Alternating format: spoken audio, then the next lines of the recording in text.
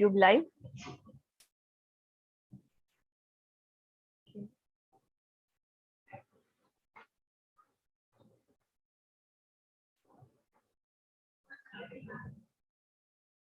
Good morning and welcome to Tech Committee meeting of Bombay Chartered Accountants Society.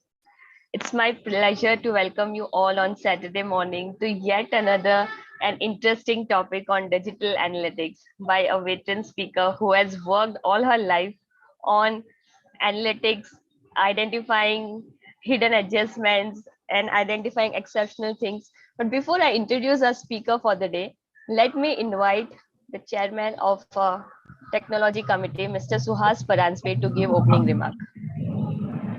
Good morning, all the participants. Thank you, Namrata. Thank you, Danish, for coordinating this very relevant Saturday Bullet program from Technology Initiative and digital forensic. So, digital today is extremely important.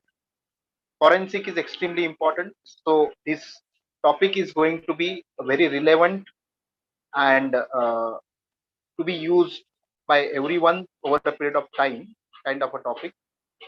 So thank you for selecting this topic by this tech committee.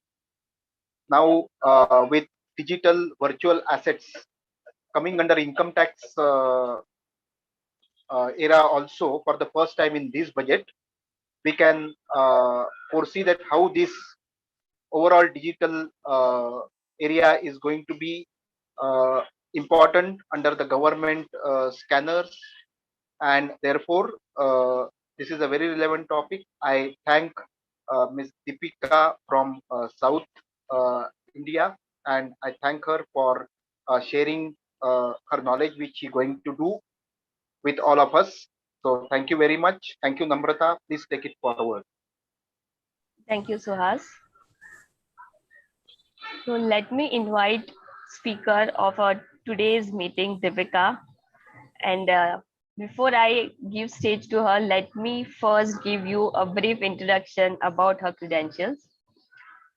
Deephika is a fellow chartered accountant. In addition to that, she has completed diploma in information system audit. She is certified credit research analyst. She has done postgraduate program in business intelligence, and she has qualified limited insolvency examination.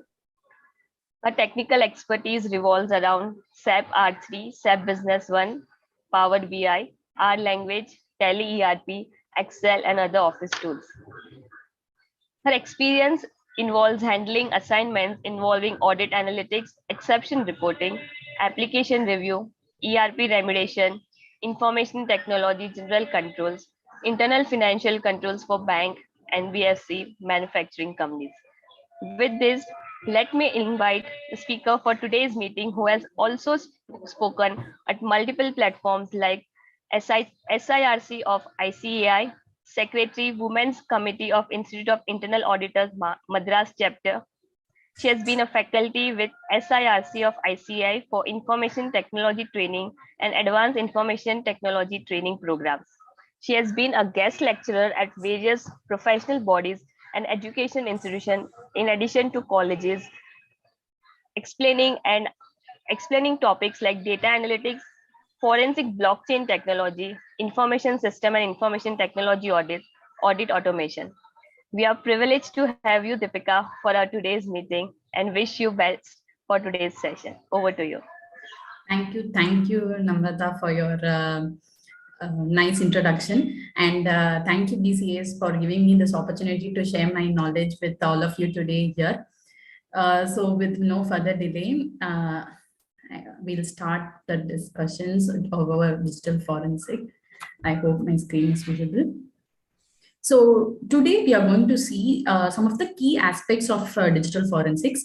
We are going to understand the fundamentals of how digital forensics is used in our daily business transactions, how we can use in our audits. Now, basically, since after our work from home option, lot of audits we are doing in remotely.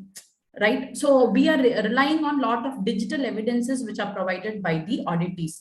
So in accepting digital evidences, what type of controls or what type of preventive measures we can have. So not just for forensic audit per se, we can use this in a normal audit evidence evaluation also. So today we are going to see where all digital forensics is used, why digital forensics is required, basically evolving around the digital evidence and how data is transmitted over internet, how data is actually stored in our laptop, how we can actually reconstruct audit trail, all that we are going to see. Then we are going to see briefly the investigation triad, different categories and types of digital evidences, and what is the legality of digital evidence. So that is more key aspect, being auditors, how we are relying on some information and whether that will have a legal stand. So, and we are going to see some examples of digital forensic tools and techniques. So there is going to be some demos and proof of concepts displayed. So by setting those expectations, application of digital forensics. So digital, basically, if you see, data currently is stored in digital form. It can be in laptop, it can be in a user USB drive, it can be in your phone, or it can be in a cloud storage. Okay, and how we are transmitting data, again, that is also in digital form. So transmitting data, we talk about cyber forensics, where we are actually tracing a particular data trail towards through different medium of communication, through the internet or through any other means, even copying and pasting or deleting. So all this also comes under digital forensics. So whenever there is a fraud or a forgery or an intellectual property right theft or a data theft, okay, or let's say the company is going bankrupt or a person is going bankrupt, so you want to analyze whether really is bankrupt or it is a showcased or masked bankruptcy, or you want to identify some inappropriate internet usage, like our dark web, deep web, different ways of using internet for inappropriate or illegal use. So in all these places, digital forensic comes very handy. So there are a lot of tools and techniques available wherein we can actually reconstruct the exact trail of transaction to identify whether it is a legitimate transaction or an illegitimate transaction. So now, like we say, for every offense, there is a defense. So for every encryption, there could be a decryption. Okay, so hashing is different when we come to blockchain and other technology, but generally speaking, for every offense, there is a difference. So for every way or every technique which is used to commit a fraud, there is a technique to identify that fraud also. So today we are going to see few of the techniques through digital forensic means. So what is exactly digital forensic? I am actually preserving data. So whatever is, let's say there is an event is going to be our fraud.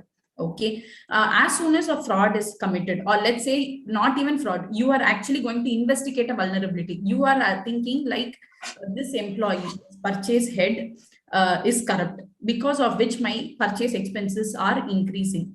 Okay, that's the vulnerability that you are noticing. So now what you will do, first you want to actually preserve the evidences, right? Only then, only if I preserve the evidence, I'll be able to present it in the court of law or use it for further investigation. So preservation is for presentation. So this is first important. So what is preservation? I will first actually ensure that all his devices, let's say the mobile devices he was using, the laptops he was using, all that I have to collect and preserve in its original form.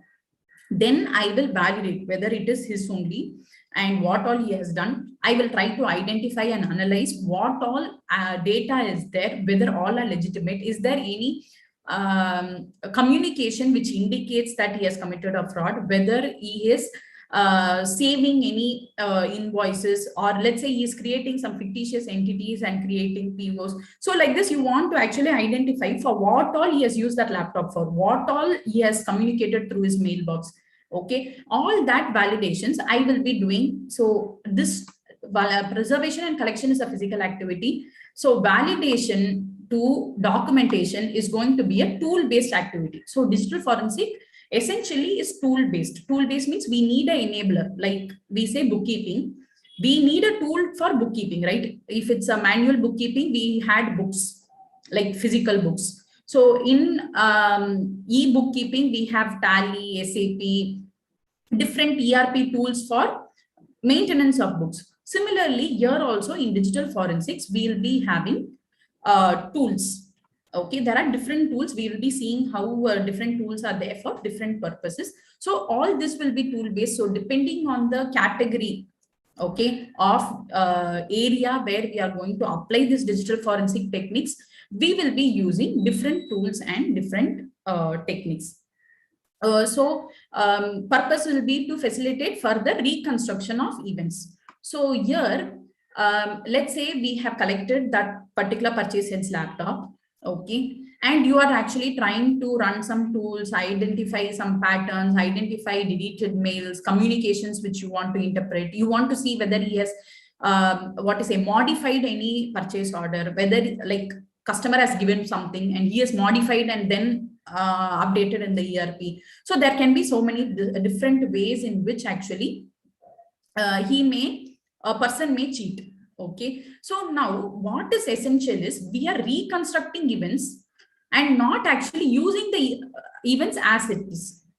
So reconstruction of evidence is very important because the evidence should be preserved in its original form, like how fingerprint experts or in a crime scene, how the investigators ensures that all the events, all the small fingerprints, items, or whatever, let's say a small blood mark in a wall, how everything is taken care of to ensure that it is in its original form, right? Same way for digital evidence also, we will be doing that. So we will be seeing a technique called digital imaging for that, where we will not directly use the data collected,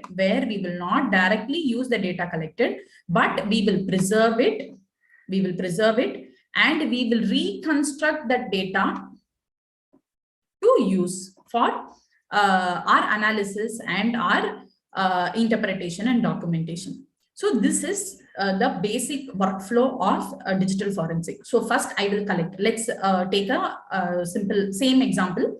I have collected that person's laptop. Okay, I am actually I'm foreseeing a fraud, or I'm assessing a vulnerability which I want to investigate. So I am actually collecting the laptop of my purchase head. I am preserving that laptop. I will not actually do anything. Let's say he has put password. You keep trying password and it gets locked. The data you cannot take out, right? It may corrupt. Let's say like our Rajinikanth movie, Shivaji, I think. He will be having some self-destruction software. So if you put 3 times password wrong, okay, it will actually close the entire system and it will delete all the content in the hard disk. So if you do something wrong and if it disrupts the entire device, okay, you will not be able to collect any evidence. So what we will do is we will not actually use the data collected directly. We will actually remove the laptop. We'll take the hard disk separately, okay, and we have to actually re-image the hard disk and create a new hard disk. So the original hard disk of the particular laptop is actually preserved in its original form, and we are only creating an image for reconstructing the evidences. So we are creating only an image file. Image means here I'm talking about a system image, like how we talk about backups. System imaging is a technique wherein I am creating an exact replica of the media drive which is there in the particular device. It can be a USB drive, hard disk, mobile device. It can be anything. Okay. So I'll be taking only the device. I'll be re-imaging the device and creating multiple copies So that now I'm going to use multiple tools, right? So at the time of using tools also, there may be what to say, you may actually corrupt any data, or you may have to do multiple reiterations of retests and all. So this should not actually delete or corrupt the original data. So the original data will be there in the safe only, and only the images which we are creating, we may create multiple images which we'll be using in our forensic lab for analysis and reconstruction of evidences. Okay, so this is the first step. So first is preserving, then creating copies. After creating copies, depending on the requirements, I may be using multiple tools. So there are different tools for imaging also. Like, how do I create an image? There are a lot of imaging tools available. So we'll see some of the tool names which are prominently used in the market. So these tools will be used for actually creating this exact system image. So why one more reason we should not actually use the same evidences. Once you actually open the laptop and try a password, or you use an email account, you copy paste some file. Let's say instead of creating an image, okay, instead of creating an image file and then doing forensic, I'm directly opening laptop, I'm opening drives, I'm opening his mailbox, I'm opening my mailbox, I'm trying to send the mails from there to here, or I'm trying to copy this content into another hard disk. What happens is the original logs, okay, the original access logs, original file logs gets overwritten. So what is there inside the hard disk? So hard disk, you can just imagine for easy understanding purpose, I'm telling, all of us would have seen a CD drive, right? So in a CD drive, once you write a movie or once you write a data, you can see in the inside of the drive a small line, right, where actually you can see the written part, the data written part, and the empty part. So if the drive is like this, so up to the place where you have written data, you can see a separate line, right? So that means up this year till here it has written data, okay, and this much data is there, this much space is there where you can further write data, right? That's how a CD drive works. Similarly, we have different types of storage. Okay, so our media drives also work with something very similar. So our media drives also work with something. Can you hear me? Excuse me. Yes, we can hear you, Deephika. Yeah, sorry, someone in chat too. Sorry. Yeah. So same like that, our media drives also will be actually writing information in a particular file, storage file format, okay, in a storage file format. So now if you open the laptop, you execute some operations, what will happen is it may overwrite the written part, wherein you may destroy or overwrite the evidence which is already there. Okay, so only we should not actually directly use the laptops or devices which are collected for digital forensic. But what we have to do is we have to create another image of the same file, and then we will work.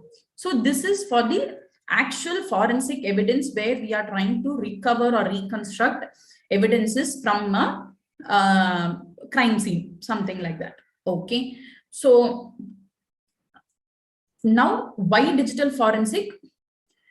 Because of the process which we are following, it is actually ensuring integrity and continued existence of the particular data, infrastructure, and device.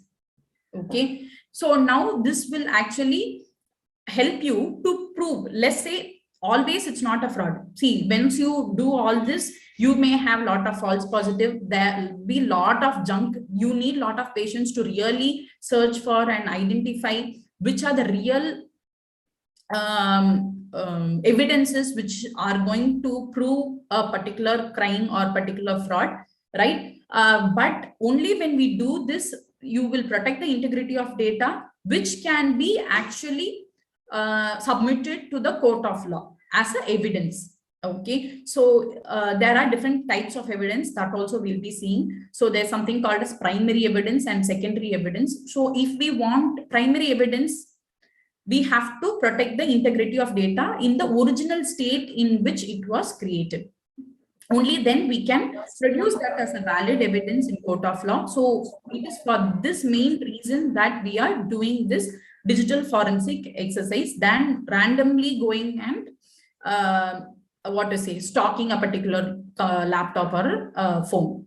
Okay, so thereby we will be able to track down the actual perpetrator. It can be it can be documents, files, or it can be a person which we are trying to identify and reconstruct trail, or in case of different fraud objective or investigation objective, there may be different outcomes that you are arriving at. Okay, so by doing this, we'll be protecting organizations money and valuable time. Okay, so exactly now to just summarize, digital forensic is to recover, analyze and preserve computer related evidence which can be presented as evidence in court of law. So since our objects are clear, one is I want to identify who did fraud, what is the fraud committed, and I want to create documentation which will prove this fraud and which I can show in court of law, because of which I'll be using digital forensics. So my two objectives are very clear, because of which I will be trying to recover, reconstruct, analyze, and preserve computer-related evidences. So using forensic tools, I will be able to do this in a more quick manner with more impact. And I will still be able to identify the actual person who has committed this fraud. Okay. So now, as I told you, there is going to be a lot of junk as soon as you open a particular person's, let's say, mailbox. We are taking a mailbox for analysis. There is going to be like thousands and thousands and thousands of mail. And each mail may be forwarded, replied to, sent to multiple people. There may be multiple hops. There may be so many, unwanted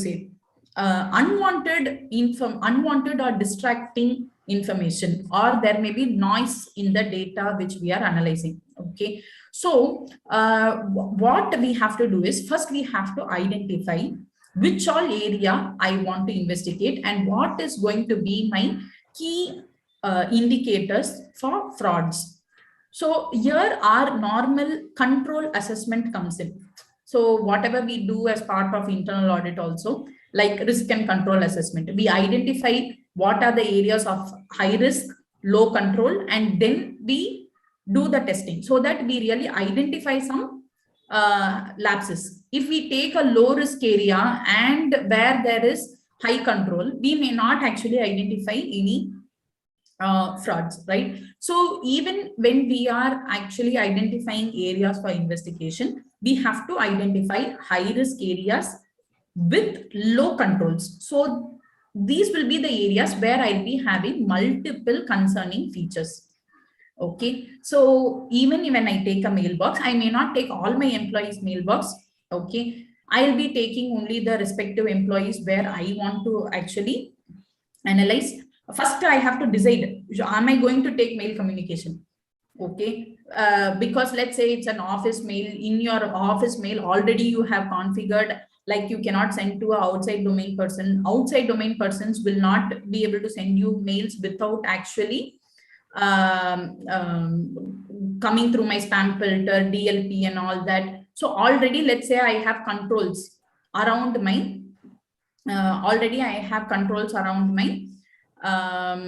whatever mailbox I have configured. Okay, I have DLP, data leak prevention, I have spam filter, I have domain filter. All this is there. That means what? It is a low risk area. So through my office mail, he wouldn't have communicated anything very critical to a outside person. Then that is not an area for investigation at all. Now, next I'll be going for laptops and USBs which he had used. Let's say in that particular laptop, you had given a USB access. So then that will be a key area, because that is an external media drive which we could potentially use for some fraudulent activity. So like that, we have to actually identify areas having multiple concerning features, and then we have to concentrate our efforts of investigation and digital forensics there. Only then it is going to be rewarding, because let's say you want to analyze 3 laptops, it may even take 3 weeks. Okay, so imaging a laptop, I was talking about the imaging process, right, where you are creating a replica of a particular media drive or device. So here actually taking a image of a laptop may take even let's say 5 to 6 hours, or even 8 to 10 hours, depending on the volume of data and the complexity of drives and data. And it is a long process. But once you create an image, from that image you can actually boot it into multiple tools and you can start analyzing. But the time required for reconstructing this evidences may be huge. So it cannot be like I'll be doing multiple trial and errors, keep repeating things. So I have to do my something like pre-audit questionnaire. Okay, I have to do my groundwork so that I am able to actually identify and assess which are the areas which I want for detailed investigation. So what is the investigation triad which we have for this digital forensics? First is vulnerability assessment, which all areas, what could go wrong. Then what is the intrusion response that I have? So this is nothing but this will be our risk. Okay, this will be our risk. And this is going to intrusion response is going to be something like controls. So here what we are seeing is not just manual controls and risks which we'll generally see in audit. Here we are going to see for digital risks and digital controls. So this can be related to network, it can be related to database, it can be related to server, it can be related to a media drive. Okay, here we are going to see what all digital or technology related or cyber security related vulnerabilities are open, and what are the data or digital or cyber security related controls that are implemented, and basis which I will be defining my investigation techniques. Okay, so let's say a particular exercise requires photo forensic. Okay, let's say a particular exercise requires PDF forensic. So depending on the vulnerabilities around it, I will actually have to do the design or finalize the tools which I have to use for investigation. Okay, so these are the major branches of digital forensic, but all these are very evolving. Like I mentioned, for every offense there is a defense. For every new technology there will be a new branch of forensics that will be coming in. So generically we can say like everything comes under computer forensic. Okay, but it is a macro term. Okay, we have separately for mobile forensics, network forensics. Okay, seeing how your data packets are moved from one system within the network, outside the network. Okay, database forensics, how someone deleted a table, who created a table, who inserted a particular line item, what is the impact of someone inserting a particular line in the database. All this is like very, very critical when we are doing financial forensic actually. So then we have a cloud forensic, IoT forensic, all the IoT devices which are actually capturing data. So reconstructing that data and that evidences, that also comes under a branch of forensic. Okay, so next, there are different digital evidences that we can analyze. Okay, so major digital evidences are laptops and computers. That's what I'm mentioning from starting. Then next most important digital evidence is emails. Then all your multimedia devices, SIM cards, okay, HDD, SDD drives, USB flash drives, PDS tablets, logs and events, okay, system logs, as well as browser logs. Okay, all these will be constituting digital evidences. There can be, this is not a all inclusive list, it's only an indicative list, but all this will constitute digital evidence. So in each of this, we can do this imaging and analyzing and reiterating of reconstructing of fraud trade. So now we are going to see a small proof of concept for how we can actually evaluate a USB drive for forensic. Okay, so what I have done for that purpose is I have actually put a small, it's a USB drive which is in use only. Okay, it has a lot of data. I have created a test folder in this drive. So I'll just insert this drive and I'm going to use a tool for opening this drive. So first let me show you what is there in the drive. Okay, so I am creating, yeah, this is the drive. Ouch.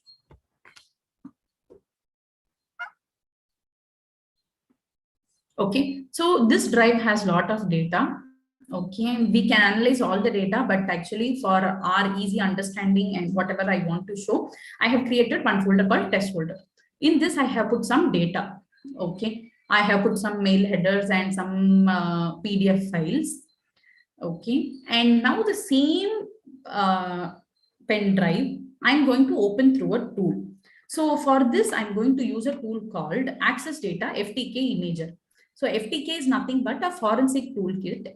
Okay, FTK stands for Forensic Toolkit. It is a open source forensic tool which can be used for imaging also, and it can be used for reading data also. So whatever system imaging which we are using, we will not again actually restore it in a laptop and work.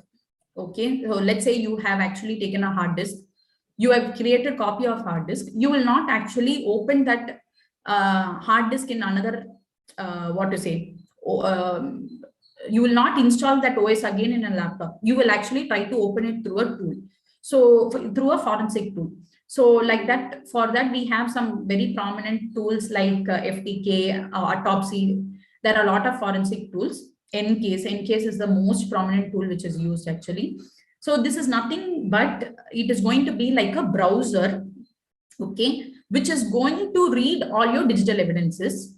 So by using this tool for reading digital evidences, what is the advantage that we are gaining is that this will not overwrite or create any logs on the data, but it will only help you to give a view interface of the data.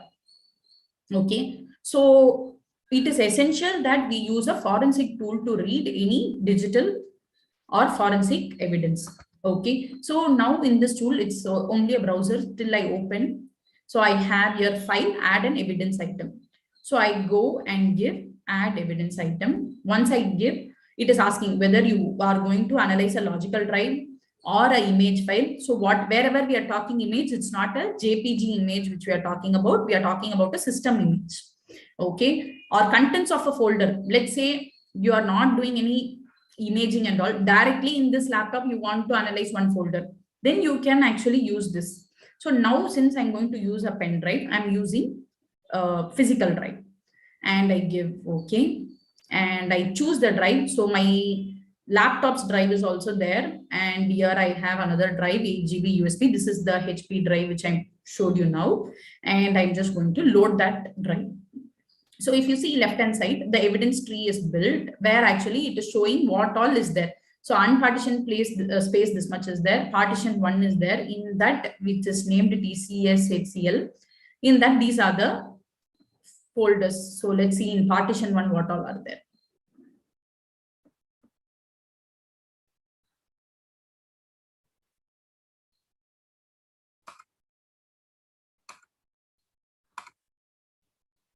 Okay, this is the folder. So if you see, when I opened that drive from here, what all I can see, the same data, okay, same folders, Sabir Ali, some tally folders are there. Payslip, there's a folder here. So same folder will be available here also. So it is only like a viewer. Okay. But when I use a forensic tool viewer, what is the advantages? I can see even deleted items. Okay. First, I'm not overwriting data. Okay. First, I'm not rewriting any logs. Okay. Secondly, I'm not rewriting any logs. I'm not modifying any data. But apart from this, or in addition to this, I'm also able to see all the deleted directories. See, these are all folders which were created and deleted. There is a small thumbnail. If you see the thumbnail, we have a X, okay, prefix in the thumbnail. So that shows that these are deleted folders. So now I'm just going to open the test folder. I'm not going to do a forensic analysis of this pen drive, but I'm just going to show you that particular folder which I created for our class purpose. So whenever you click on a particular file, it's showing this zeros and ones, right? This is nothing but the hexadecimal characters of the particular data. That is the machine readable form. So actually in the hard disk, okay, this will be the content written. So every time we type something in the user interface, okay, it converts to a machine readable language and then it saves, right? So that machine readable language is this, okay, because of which we are seeing the actual entry in the drive. Okay, that's why actually it's only like read-only access. You cannot actually modify any data. You can create evidences. You can actually mark certain specific things. You can analyze things through this tools. Let me take my folder I created called as test data. Yeah, test folder. This is the folder I created. So I'm just going inside the folder. So if you see here, we can see 3 files here, right? Okay, header 1, header 2, and TNB, some online payment. So here I have header 1, header 2. If I open header 1, it shows the hexadecimal file of that. Let's say next I have a image file. Okay, I deleted this image file. This image is not here now. I can actually see that image file. It's a photo of mine only. Okay, now there is a PDF file. Okay, original PDF file and modified PDF file. 2 things are there. So now I find that there's one thing which is deleted. I want to recover it.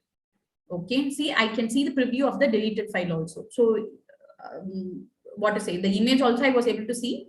This also I was able to see. Now let's say you want to further analyze and take it out of this tool. That also we can do. How we can do? I have to just right click and I give export file. Okay, and I give a location for export. Okay, I'll be able to actually recover items which I have deleted.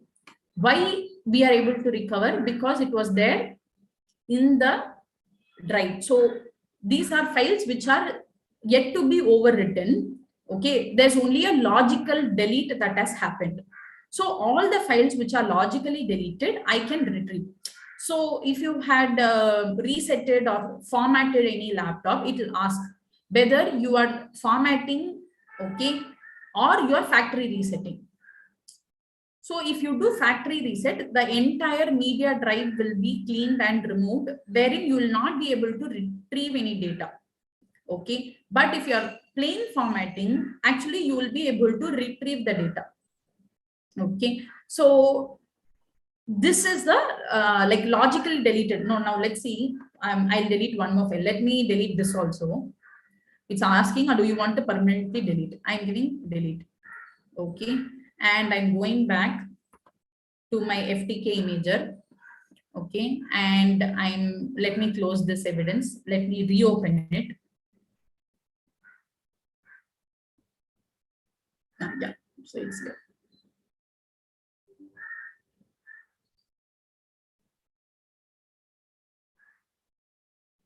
File, new evidence item.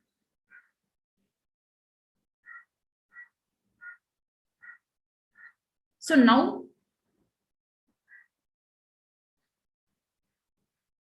though I gave their permanent delete, shift delete I had given, still I'll be able to see the, there are a lot of actually deleted items here.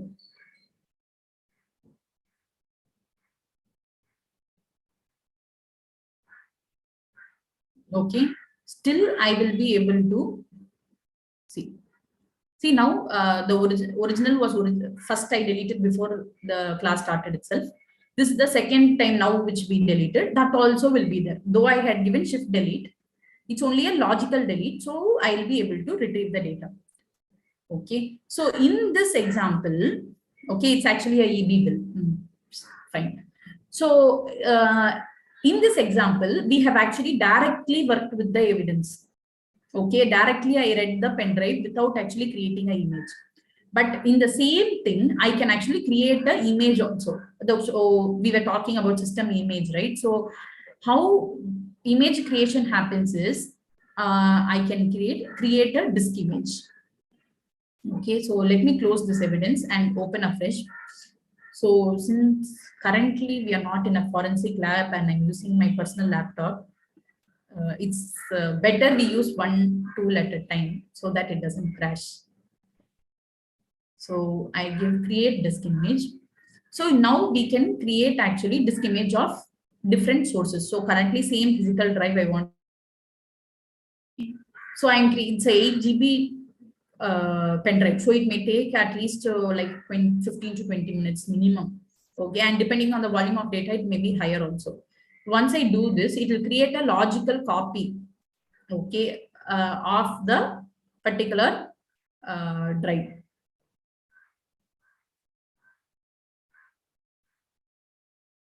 So it's asking what is the evidence number and all. So for the time being, I'm just giving evidence 1 and destination folder.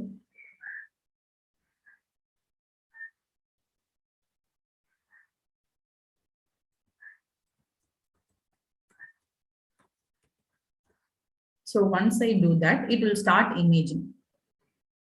Okay, and it may take time to create. So once the image is created, instead of directly analyzing the evidence, I will be analyzing the evidence through this image file which we have created. Okay, so this will actually create a better, that way we will be able to preserve the evidence so that we can actually produce it as a primary evidence in court of law. So primary evidence means evidence which is there in the original form. So this may take time. Let's not wait for that.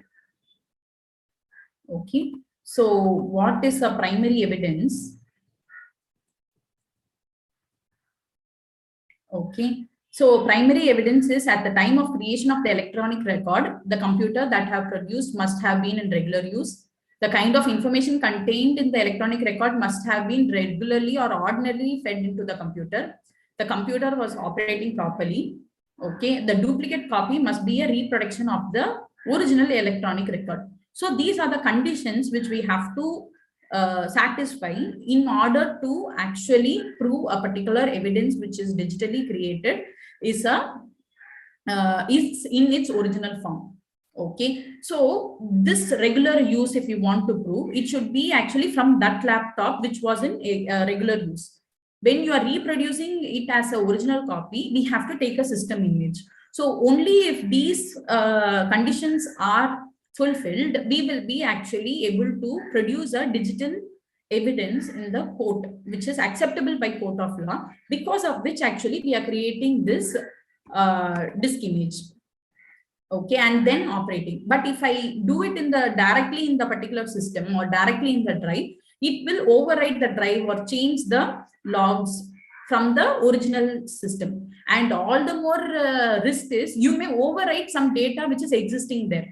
Like now, when we opened the file, it showed a lot of deleted items, right?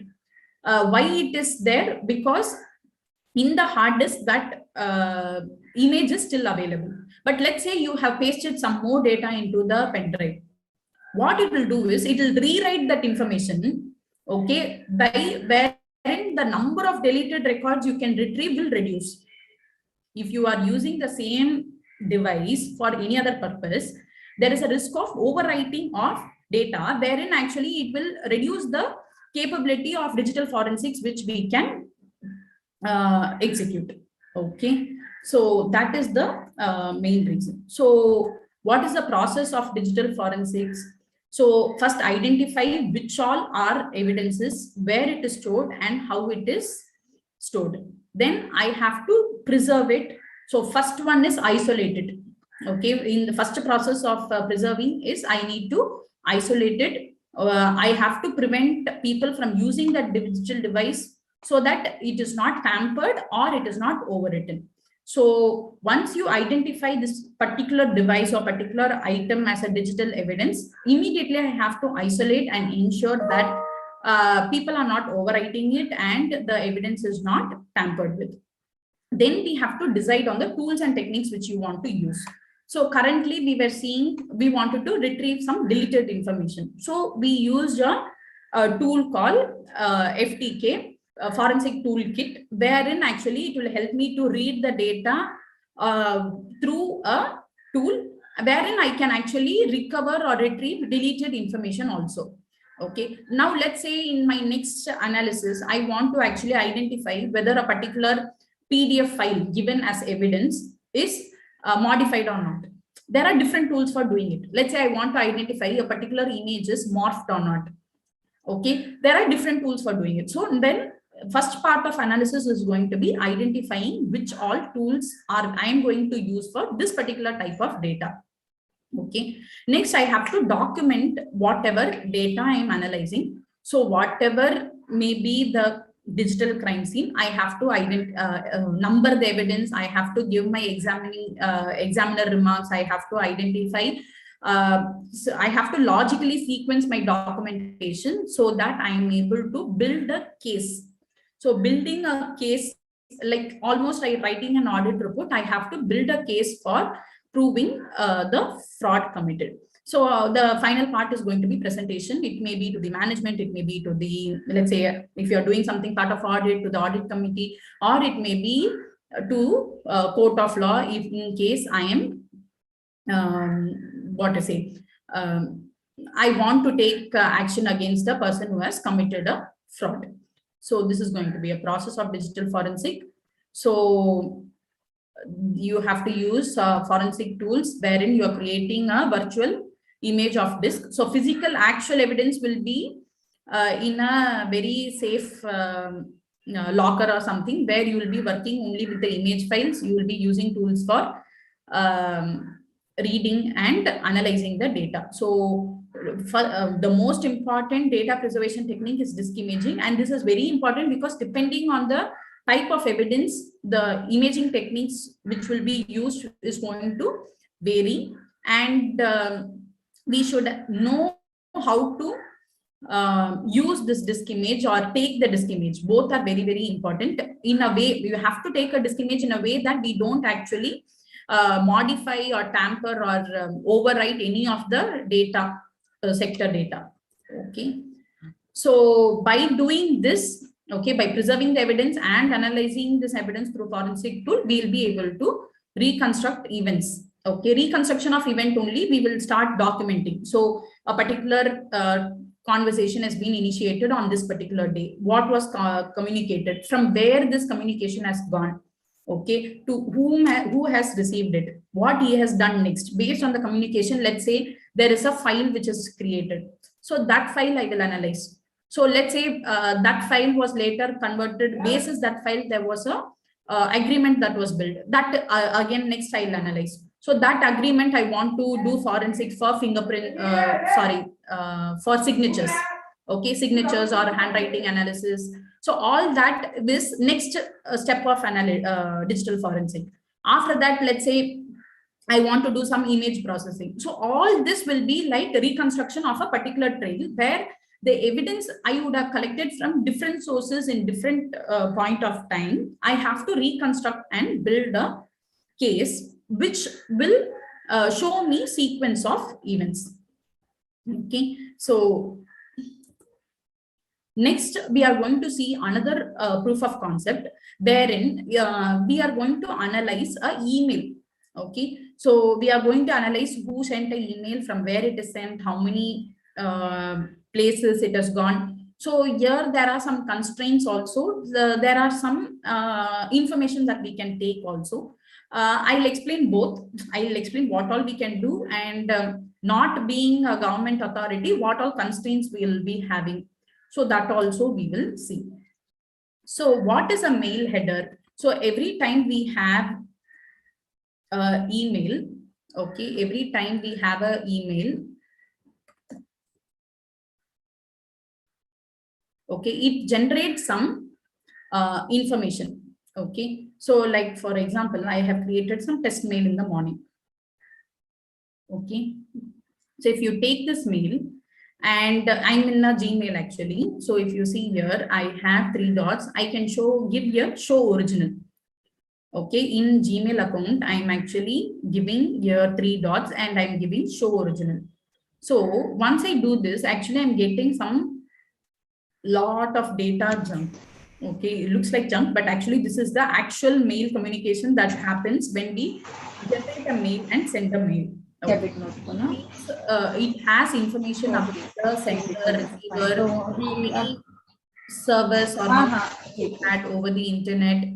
Okay, and who are what is the actual message that is sent. All the information is available in this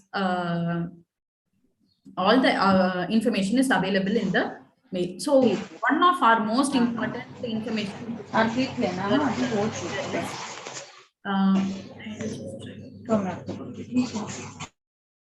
okay, so one of the main information which we are going to look at the header is the IP address. Okay, so this is the receiver IP. Okay, so it's a IPv6 IP. Then I need actually the sender IP.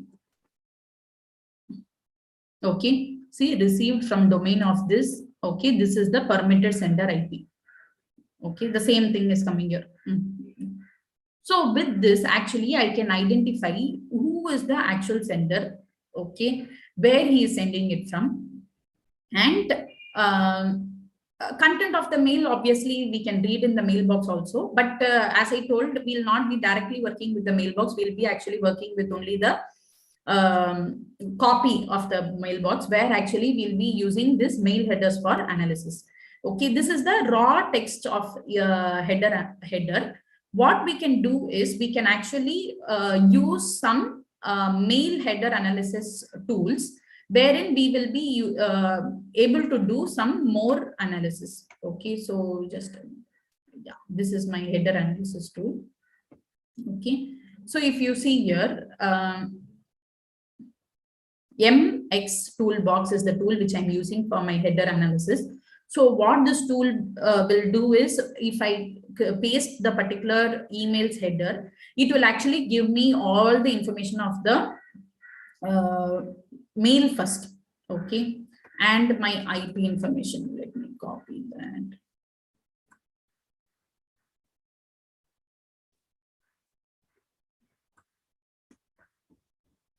Analyze header.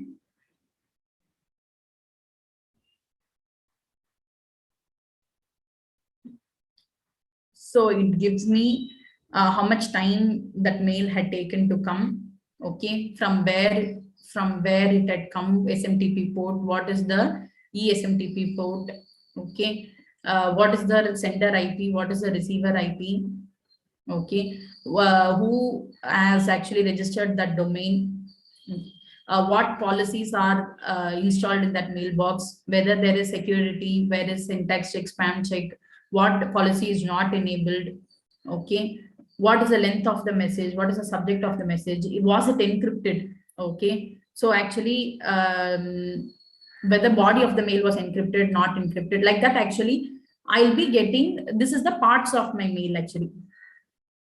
Source SMTP, then receiver SMTP server ID, then we have seals, signature, results, from to body. All these are my actually components of that message, which is actually what you say, classified and given here for our easy access.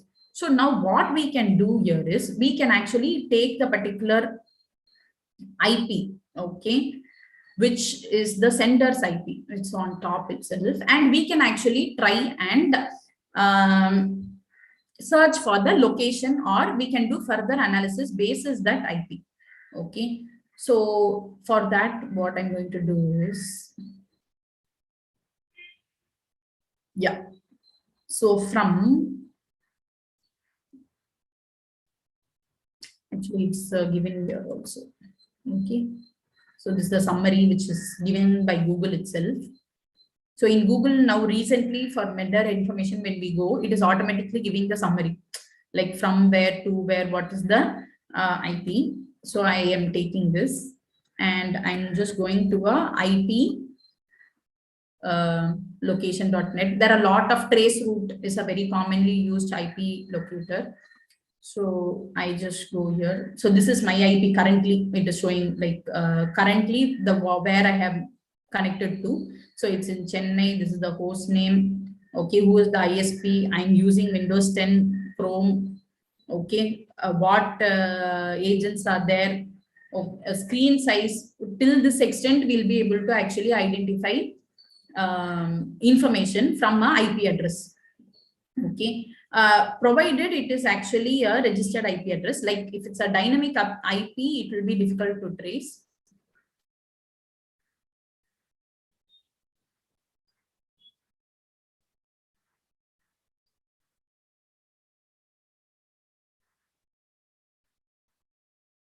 Okay, this is from India, Mumbai.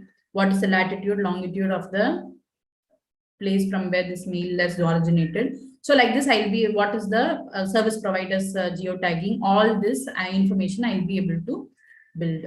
Okay, so now since it's a registered domain, I'm able to get this information. But if it's going to be a public Gmail, let's say the originator is also a Gmail ID. Okay, so then I will not be able to trace this much information. Okay, because actually public domain email communications are actually masked. Since it's masked, we'll not be able to take. But if it's from a private domain, okay, then we'll be able to take that information. The same thing can be done from Outlook also. So whenever it's public domain, I'll tell you what else we can do also. But before that, let me show you Outlook. So let's take Outlook. From any mailbox, we'll be able to take header. The only thing is there will be different ways for taking the particular header information. Let's say some random mail I'm opening. So I'm just opening that mail. I'm going to file in Outlook and properties. Once I go to file properties, if you see here, I have internet headers. So this is the actual text which is used to communicate my mail to the respective person ID. So what I can do, I can actually copy this and use it in the same tool where it will give me all the information of how this mail was communicated. Okay, so this header actually I have copy pasted in Word also and kept for using, but it will be the same thing. So that also we can actually go and check for trace route and identify the location of the IP. So what I have done is header like this. I have created Word file so that we can use the same for analysis. Yeah, this is another mail header which I have taken, which is from Outlook. I can again put it into my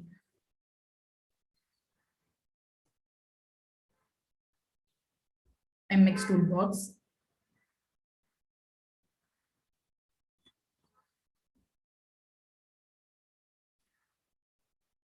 And then I have to identify the IP here.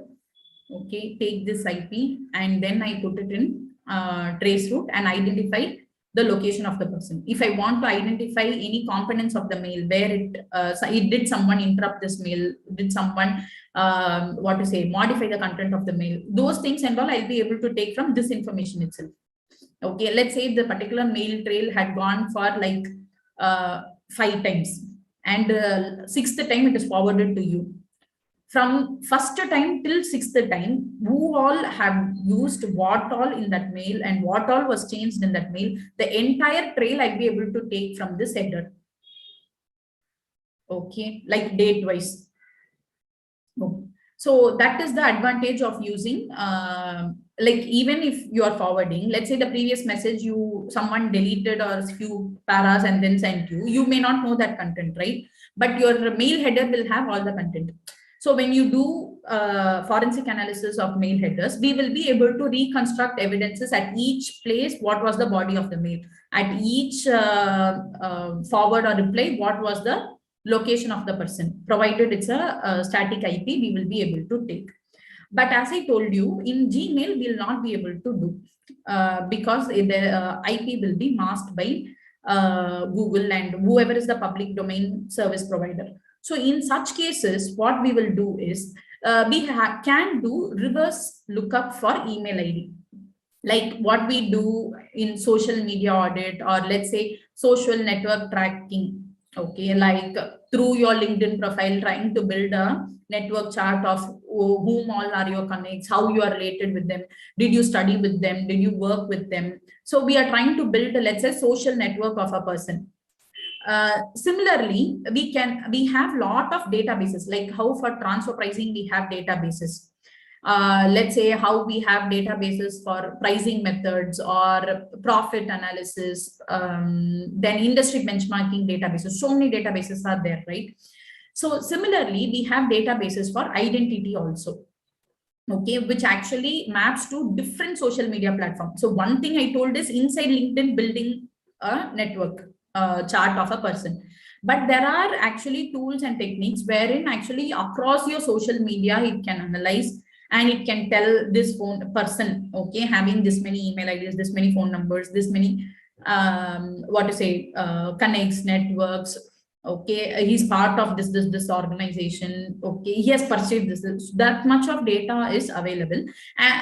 So these are actually like forensic databases only, where you can subscribe to databases and you can do a reverse lookup. Let's say you have a small hint of a person's phone number, okay, or let's say you have his email ID, or you have his name. You want to identify this name, this organization, to look up data you have. You want to actually identify and that actual person whom this person is communicating with, okay, because here let's say the ID is coming like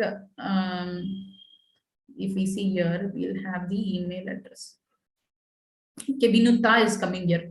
Vinuta BS, some K fintech, some company is coming. So I want to know who is this Vinuta? Really, is she part of that organization? Where she worked? Why she has sent me? Why we will do so much analysis of mail is there are a lot of actually threat mails. Okay. Threat mails that come, ransoms, asking ransoms, there may be mails. There may be mails actually giving some death threats. There may be mails which are actually sharing some confidential information. You want to see why he is shared to this person. So that time building this identity of the person is very important, right? So those things we can do using this databases.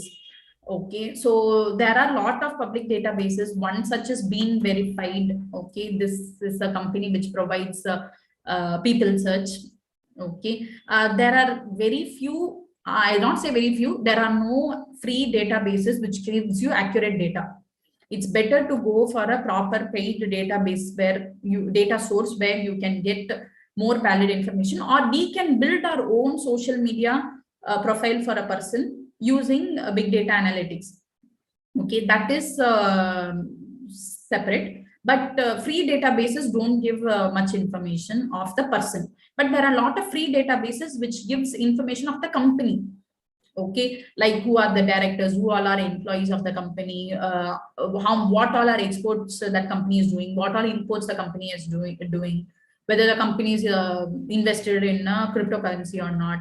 So like that, lot of information is available for company in public domains and public databases. But personal information databases are not available in any domain. It's only for forensic purpose. It's a paid service where we have to use their service for doing this analysis. Okay, so far whatever we have discussed, any doubts? I'm just seeing the question answer box. Is there anybody facing? I hope you are able to see my screen. There's someone who has messaged some time back whether screen is shared.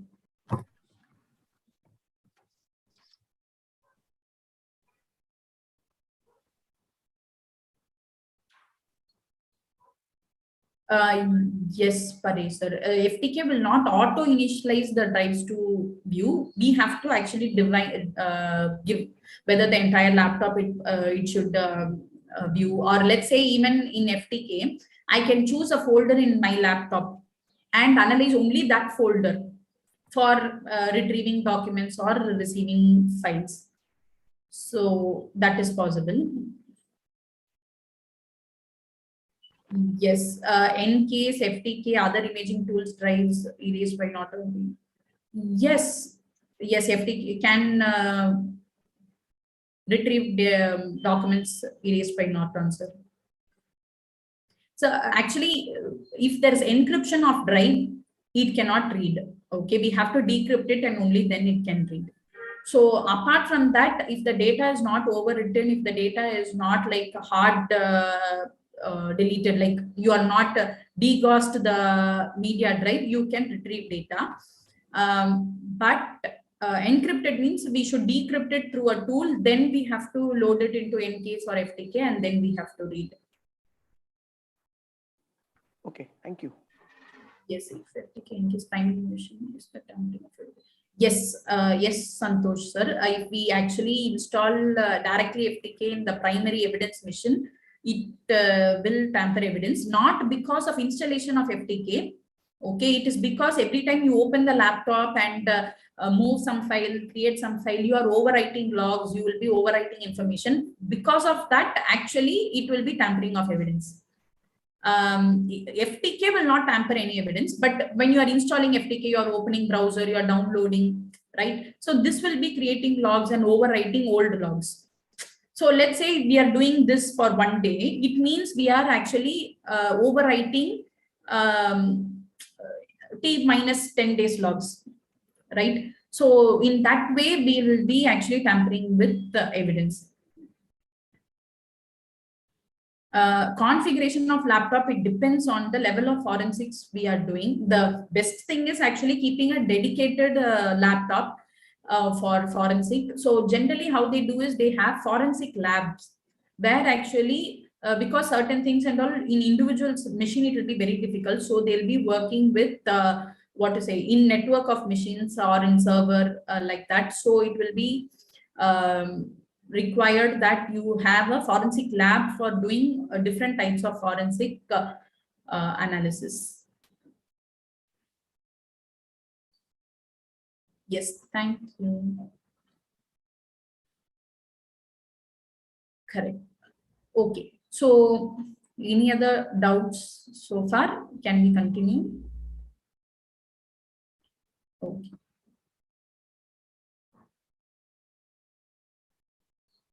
So next we will go back to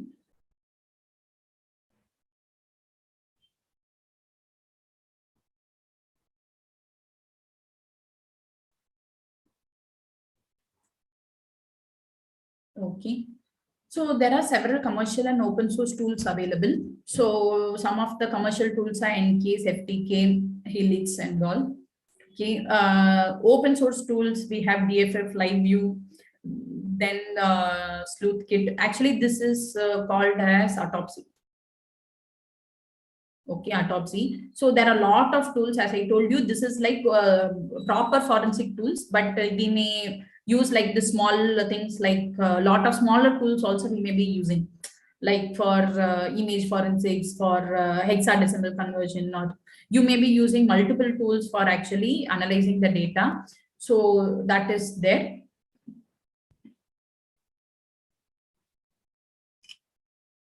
So these are few of the prominent tools in market which I have displayed here. So legal basis for digital forensics. So there are actually digital evidences which are accepted and kept in different, there are some different, inferences which we take from different acts. So Indian Evidence Act is the main act wherein actually we are defining digital evidence for any of the prosecution proceedings under court and all that. Then we have Information Technology Act giving definition of what is a digital record. Then we have Companies Act and Bankers Book Evidence Act. Here actually mainly they are talking about maintenance of books in electronic form, and Digital IT Act 2000 is giving the validation for maintenance of digital record, not just in these two acts, in all acts, irrespective of whichever act you are maintaining any records. IT Act says that you can maintain that record in a digital form and that will be acceptable. And they are just giving like a few prerequisites. If it should be taken from like a digital record should be maintained, it should be with what to say, the source should not be modified, it should be in original form, it should be in first available form, it should, all these things are prerequisites which are required to constitute a evidence. Okay. So primarily we'll be seeing at section 65B of Indian Evidence Act. So this is the key thing which is required for us to actually keep or prepare documentation for any forensic proceedings. Okay.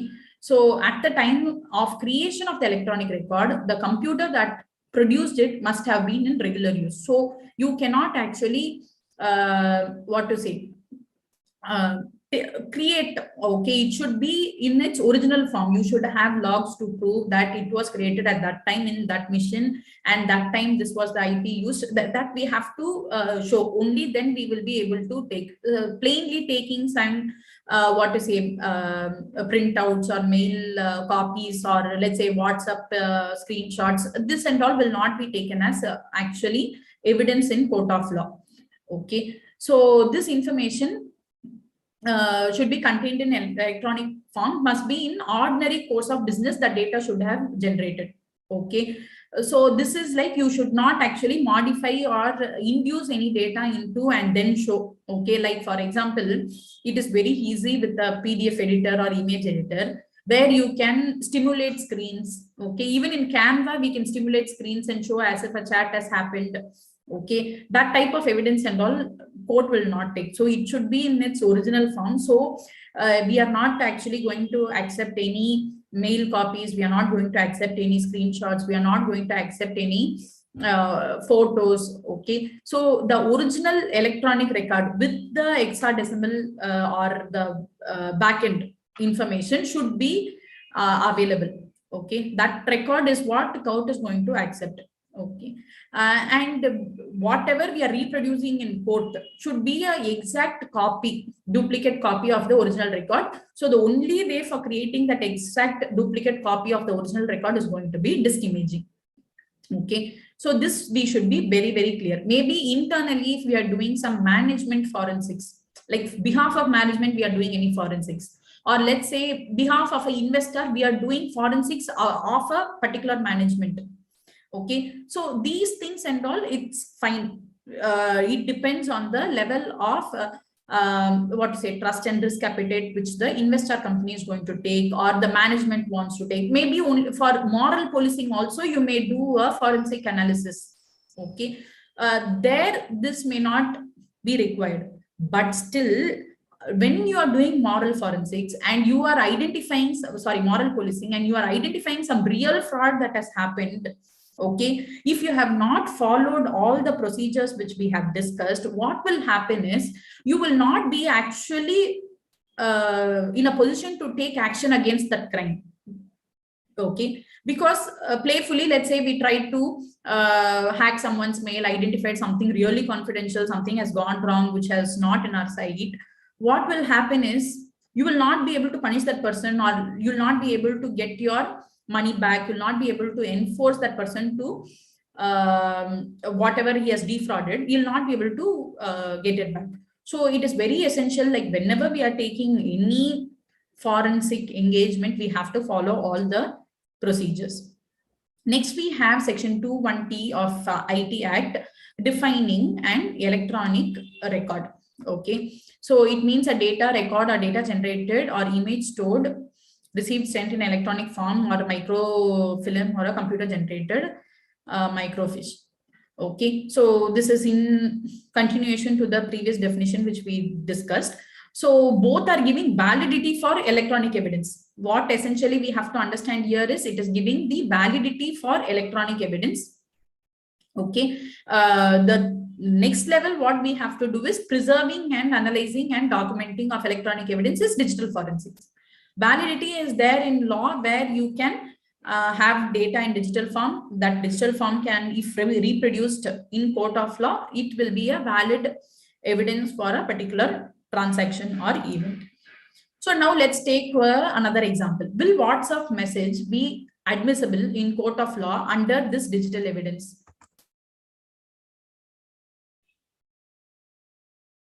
Let's say someone gave you a oral contract.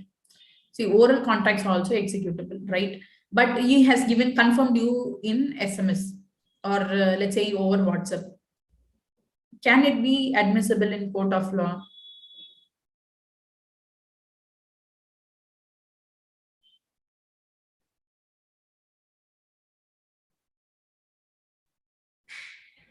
Anyone?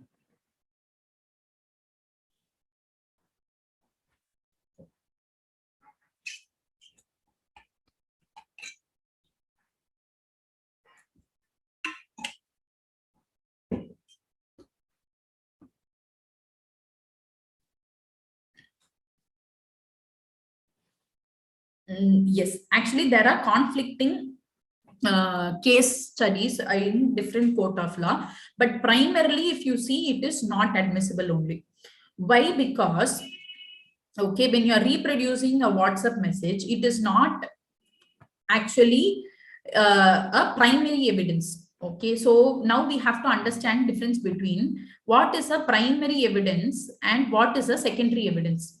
Okay, it refers to nature of the evidence in the original document present in court for inspection. Okay, so if it is a primary evidence, okay, if it is a primary evidence, then directly it is accepted. But if it is a secondary evidence, okay, secondary evidence means it is a photocopy of a original evidence which can be available for inspection. Okay, then this is a secondary evidence. So whatever WhatsApp message we are showing, okay, how you know that it is generated from that particular person, by that particular person, by that particular person's phone? It is not possible, right? You, let's say you have logged in WhatsApp in 4 browsers, okay, and you have given access, like without this thing also I can use, without my phone pairing also I can use. What will happen? There can be multiple people generating that message. I cannot actually show the original or I cannot actually finalize that this is the person who generated that information. So what they are telling is, whenever there is a secondary evidence, okay, to ensure safeguard of authenticity, okay, we need to have actually a certificate by the person who generated that evidence, stating that I generated that evidence. Only then court will accept a secondary evidence. Okay, so there are conflicting judgments where actually we have taken some courts have taken cognizance of WhatsApp messages also as a primary evidence, but many courts have not taken it as a primary evidence because it does not give you the sanctity of the origination of the information. Okay, so our chats, whatever we are having, are in principle secondary evidence. So to produce in a court of law, it should be a primary evidence. So next we are going to see a proof of concept for image analysis, and we are going to see for PDF analysis. Okay, so I'll just open that file.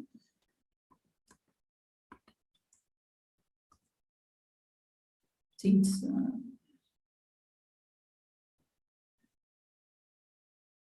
so this is the image file we created. So if you see, yeah.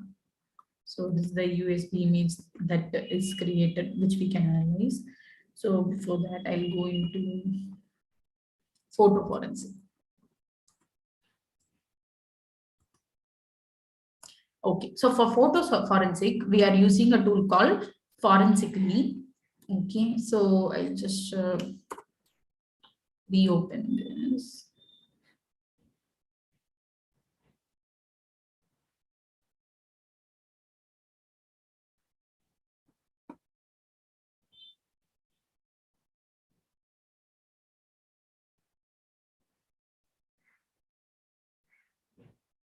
So actually, if you see, this is the original, this is the image we have.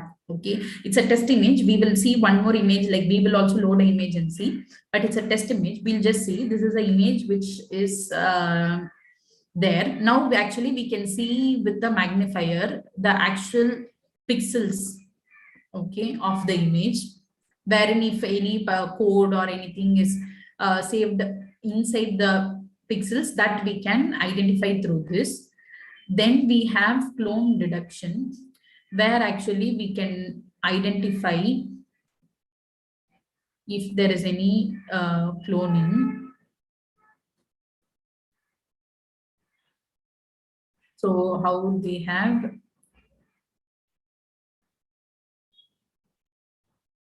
if any cloning we have done. So 1 minute. Next we'll go for, okay, there are different analysis which we can do.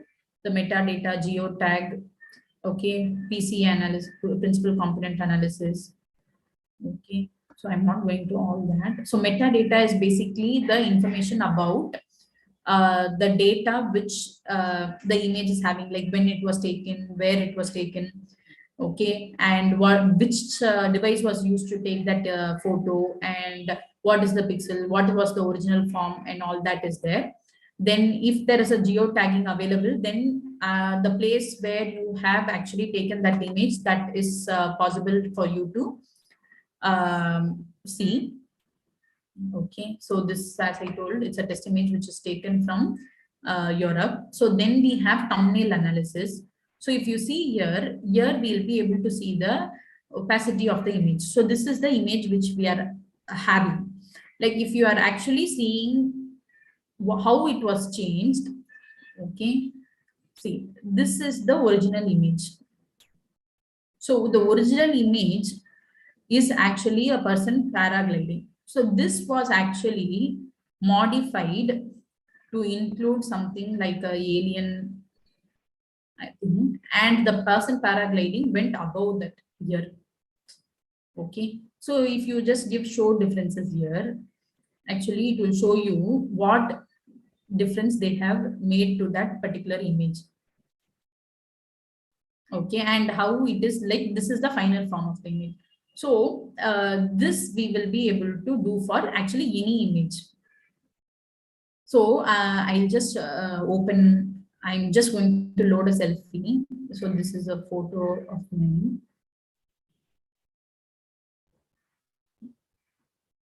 Okay, I loaded this photo. Let me go to the metadata.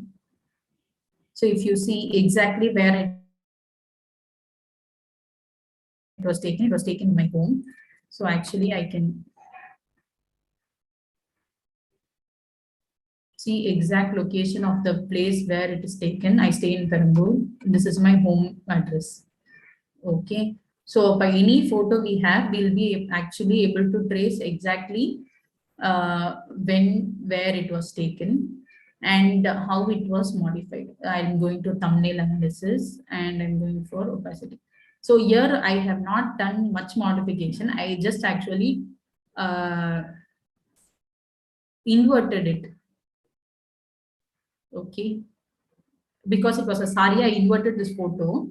So if you see, the invert also is a modification that you do to a photo, which is actually what do you say, a modification, right? Editing, whatever you edit in a photo, you'll be able to trace it. So now the photo was like this and I have made it like this. So both together I can actually evaluate or see what was the change. So it can be for any record, let's say even a WhatsApp, like lot of clients are sending us detail in WhatsApp and all, right? Like lot of documents come as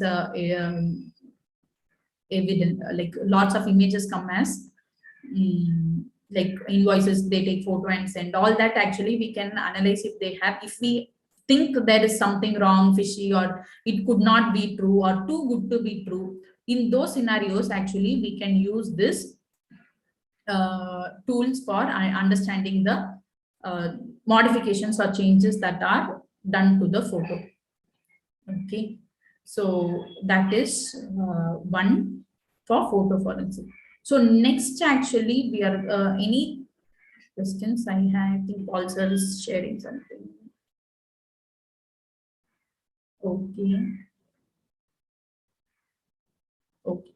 So this is a tool for photo forensic.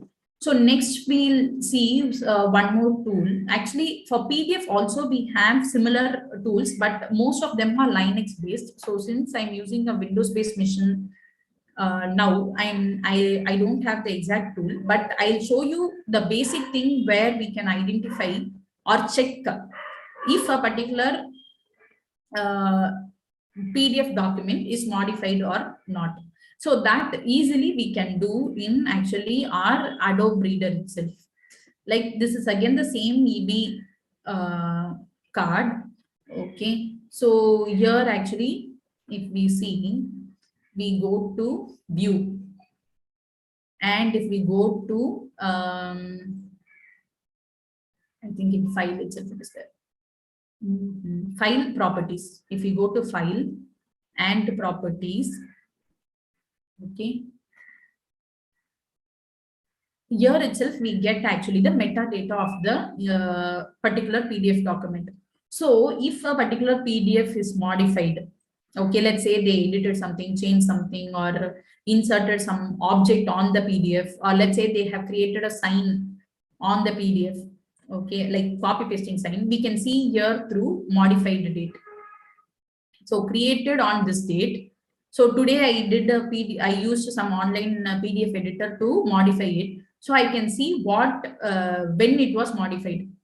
Okay. So this itself is a proof that this photo, this particular document is a modified, or it is a edited document.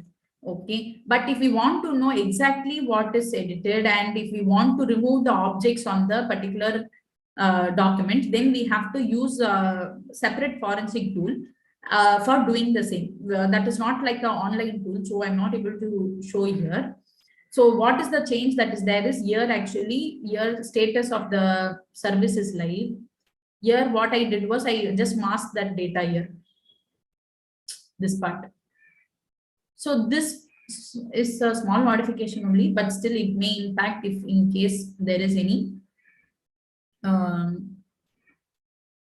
major binding. Let's say there's some Word document in which you are putting a signature, converting to PDF, again inserting some other signature. So these all will be actually objects built on PDF, right? So that to identify also we can use forensic tools. Windows based tool actually this with metadata, a lot of tools are there which gives only the metadata, but if you want to actually identify the objects and remove, most of the maximum of the tools available are Linux or Debian based. So here basically we can see if it is modified. If it is modified itself, we can decide we will not accept that as a evidence. So in properties we can take the metadata of the file and we can see whether it is a file which is modified or it is in the original form in which it was created. Okay, so even how we have identified also it is coming, like how we have modified. See, I used this PDF toolbox, pdf/tools.com to modify. So that also we are getting which tool was used for changing that modification. Okay, so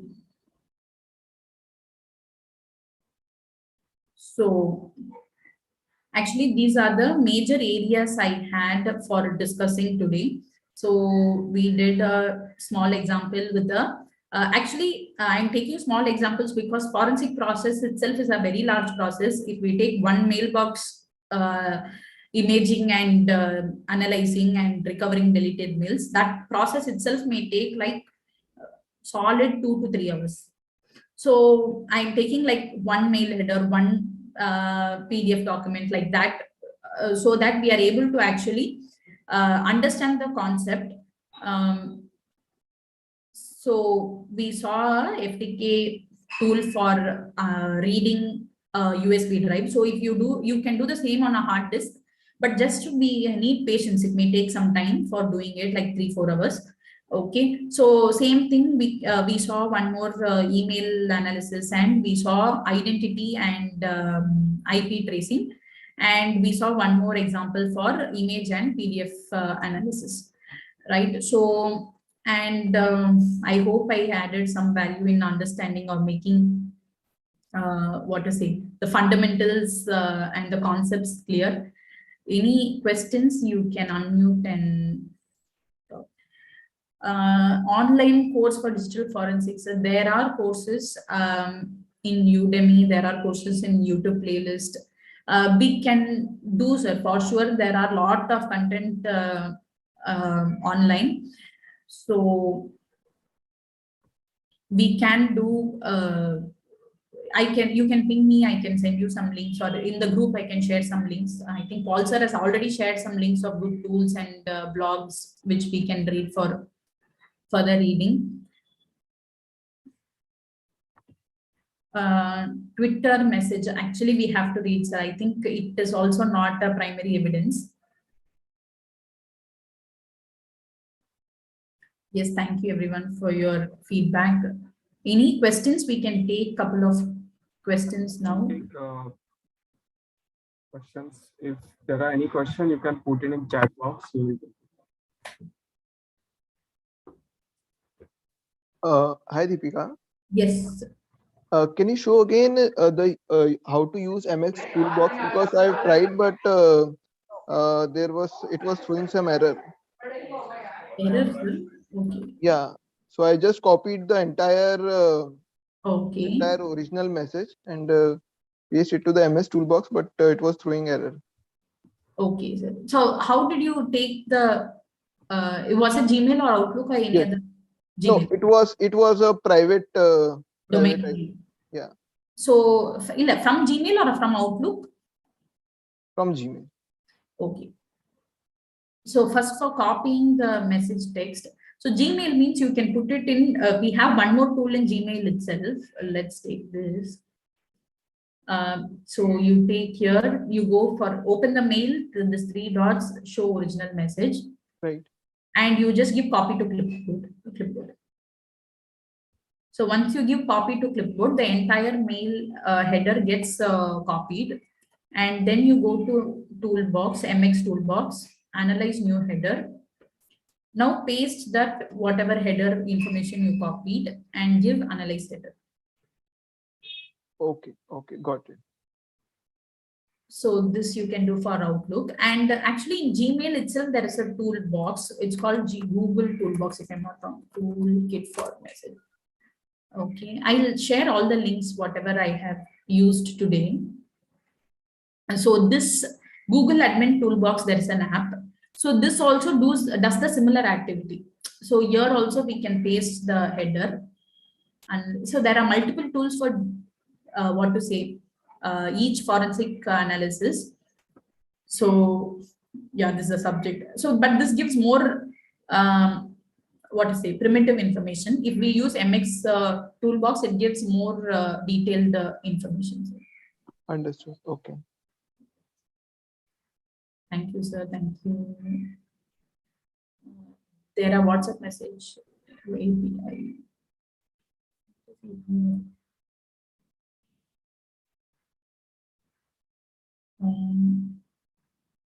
So actually, Mohan Shenoy sir has asked to WhatsApp API. Through WhatsApp API, if we send, can't the API be treated as primary evidence? So again, since there are actually a lot of conflicting decisions, we have to take the respective message context and what is the message that is sent. If also wants to add something on API, message through API, we can.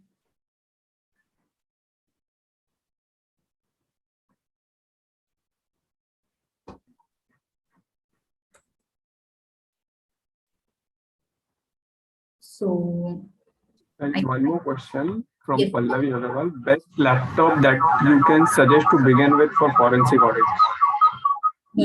Best is actually to have a dedicated laptop or at least a dedicated drive for the particular tools which you are using. Like, let's say you partition your hard disk, okay, put all the forensic tools in one drive, okay, I'm going to say one dedicated drive, and then in that we can put all the tools. So if you ask me, there is no best laptop as such. You can just evaluate if the laptop has good RAM capacity. So anything more than 8 GB is preferable. Okay, you can have even 16 GB, 64 GB RAM, 128 GB RAM, depends on that. And you can have a graphic card if possible, because actually graphic card will increase your processing capability, and whatever these tools we are running, right, it will be requiring what to say, the UI for actually processing these images, mails and all that. So graphic card is preferable. So it I no specific brand as such, but you can try any gaming laptop, because gaming laptops come with good RAM also, good graphic card also, because for games to run you need more processing capability, and for the images to be what to say processing also it requires. So any graphic like any gaming laptop more than 8 GB is good to start with. Okay. I think having SSD also helps in processing Yes. speed. Yes, full SSD laptops also helps. I think there are no more questions. Okay, so I would like to convey thanks to Deephika ma'am for this amazing session, amazing and enlightening session. And when it comes to understanding the process and digital tools in forensic audit, at the outset, I would like to thank you for enlightening our members in understanding digital investigation process and evidence tools, legal framework, etc. I'm sure that many of the participants will be playing or will be trying on their own in learning the tools which we have shared and which link we will be sharing on WhatsApp group. I would also like to thank all the participants, BCAS committee and BCAS staff for making this event successful. Thank you. Thank you, everyone. Thank you everyone. Janish, just one thing. Yeah. Is this session recorded? Yes, recording is available. I think we are live on YouTube also. Okay. Great. Thank you. Thank you everyone. Thanks for listening. Take care.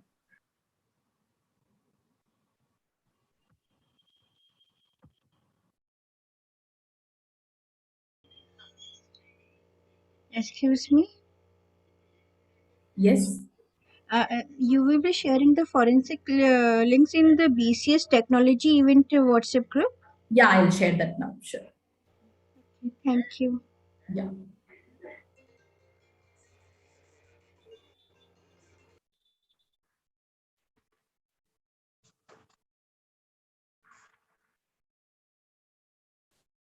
Bilal, you can end meeting for all. Bilal Javed.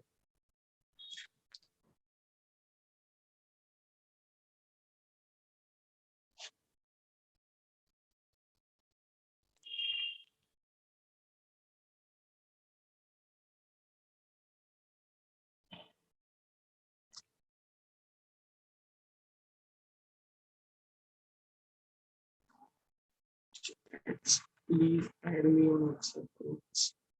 Ravi Changit, I will share WhatsApp link once again on chat. Just hold on for a second.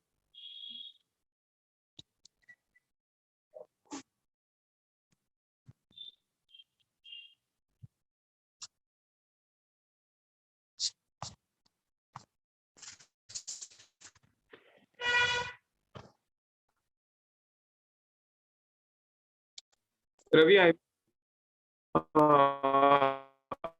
don't have the link right now handy, so I will add you on WhatsApp. I will save your number. Thank you.